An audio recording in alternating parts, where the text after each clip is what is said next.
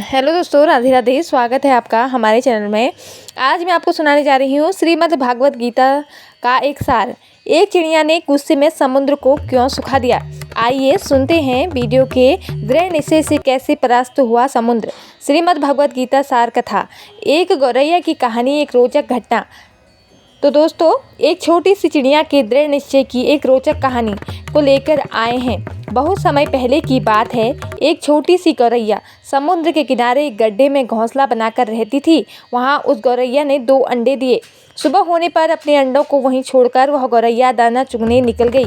शाम को दाना चुगने के बाद जब गौरैया वापस आई तो उसने देखा उसके अंडे वहाँ पर नहीं थे।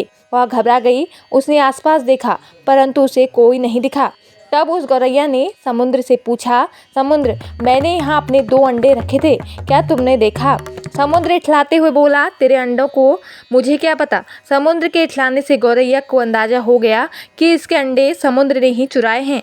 वह समुद्र से बोली, तुम्हारे अलावा यहाँ पर कोई नहीं है, इसलिए तुम्हें ज़रूर पता है कि मेरे अंडे कहाँ हैं। तुमने ही मेरे अंडे चुराए हैं। अब तुम ही मुझे मेरे अंडे वापस करो। गौरैया की इस बात सुनकर समुद्र को हंसी आई और वह अहंकार में बोला, मुझे नहीं पता तुम्हारे अंडे कहाँ हैं, ढूंढ सकती हो तो ढूंढ लो। यह सुनकर गौरैया गुस्से में बोली, मेरे अंडे वापस करो, नहीं तो मैं पूरे समुद्र का पानी सुखा दूंगी। यह सुनकर समुद्र गौरैया पर हंसने लगा। गौरैया गुस्से में एक टक समुद्र को देखने लगी। समुद्र की लहरें आती और जाती परंतु गौरैया उसे घूरती रही। गौरैया बोली, समुद्र, तुम ऐसे नहीं मानोगे, अब मैं तुम्हारा पानी सुखा कर ही रहूँगी। ऐसा कहकर गौरैया अपनी नन्ही सी चोंच में समुद्र से पानी लेती और किनारे पर डालती। इस तरह करते करते उसे सुबह से शाम हो गई। शाम के समय अन्य पक्षी उसे देखने आए और बोले, गौरैया, आज तुम दाना चुगने क्यों नहीं आई?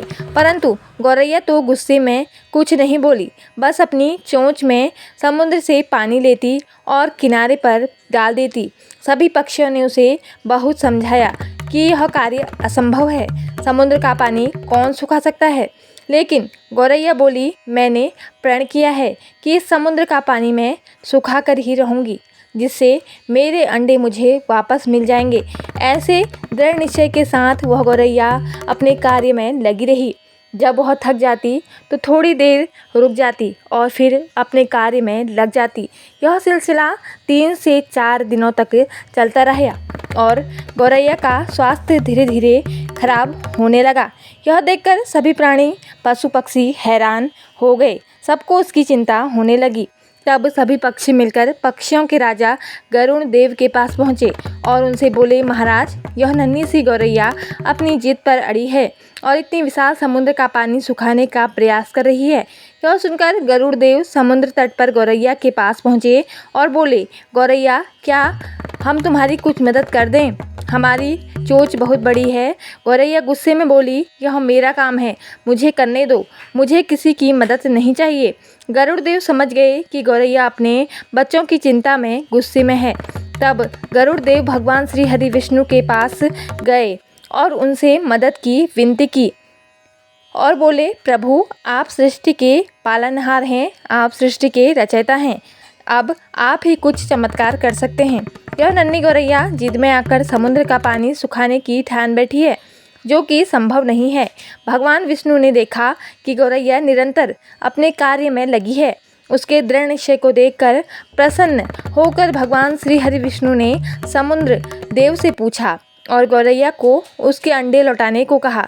भगवान विष्णु की आज्ञा अनुसार समुद्र पीछे हटा और गौरैया ने उसमें से अपने अंडे निकाल लिए और वह इठलाते हुए बोली, देखा, मैंने कर दिखाया ना। तो दोस्तों, यह थी एक छोटी सी गौरैया की दृढ़ निश्चय की कहानी। तो ये दोस्तों, यह कहानी हमें सिखाती है कि हम अपने दृढ़ निश्चय से भी किसी भी कार्य को संपन्न करके दिखा सकते हैं। दोस्तों, इस कहानी से हमें यह शिक्षा मिलती है कि कोई भी कार्य छोटा या बड़ा नहीं होता। यदि दृढ़ निश्चय कर लें तो असंभव कार्य भी संभव हो जाता है।